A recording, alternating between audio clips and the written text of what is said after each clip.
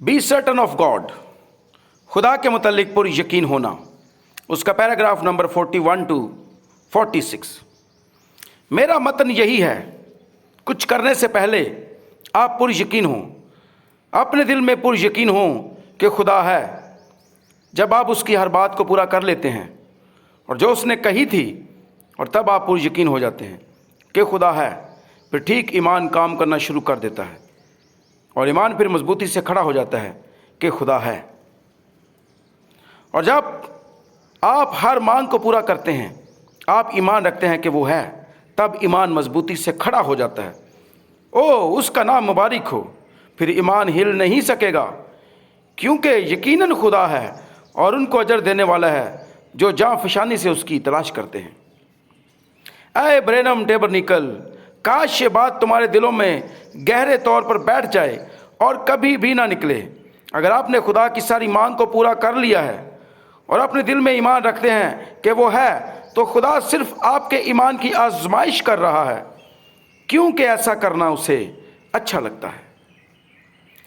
आप अपने गुनाहों का इकरार कर चुके हैं और उसकी मांग को भी पूरा कर चुके हैं जो वो चाहता था, और फिर भी वो खामोश है, तो याद रखें, ईमान कहता है वो है, तब आपका ईमान उस पर खड़ा हो जाएगा बगैर उसको जाने कि ये सब कुछ क्या है।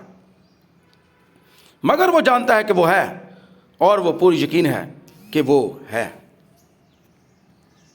फिर याद रखें, अगर वो है तो फिर उसका कलाम भी सच्चा होना चाहिए, और अगर वो चाहता है कि आप उन हालात में से गुजरें, तो फिर आपको गुजरना है, और फिर उसकी जिम्मेदारी है कि अपने कलाम से आपकी हिफाजत करे।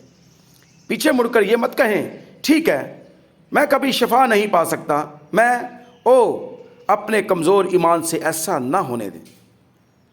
अगर आपने हर बात का इकरार कर लिया है और सब कुछ छोड़ दिया है और खुदा की मांग पूरी कर दी है, तो फिर ईमान मजबूती से खड़ा रहेगा और कोई चीज़ उसे हिला ना पाएगी, क्योंकि वो है और आप पूरी यकीन हैं। लेकिन खुदावंद का इंतज़ार करने वाले असर नो ज़ोर हासिल करेंगे।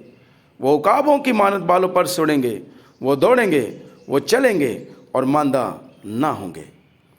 जब आपने उसकी मांग पूरी कर दी है, तो फिर इंतज़ार करें ताकि आपके ईमान का इजहार हो।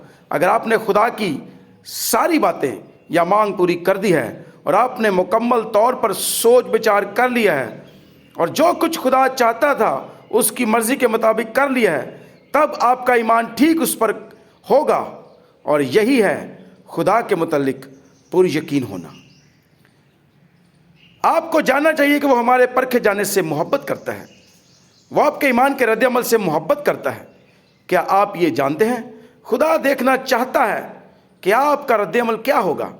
जब आप कहते हैं, ऐ खुदावंद मैं ईमान रखता हूँ तू ही मेरा निजात देंदा है, मैं ईमान रखता हूँ तू ही शाफी है, मैं ईमान रखता हूँ तू ही वाहिद है जो रुल्कुस अनायत करता है और जिन चीज़ों की मुझे ज़रूरत है, और तू ही वो है खुदा जो मुहैया करता है।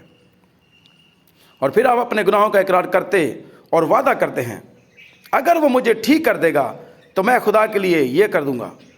और फिर जब ऐसा कुछ नहीं होता, तो फिर आप एक बुज़दिल की तरह भाग जाते हैं।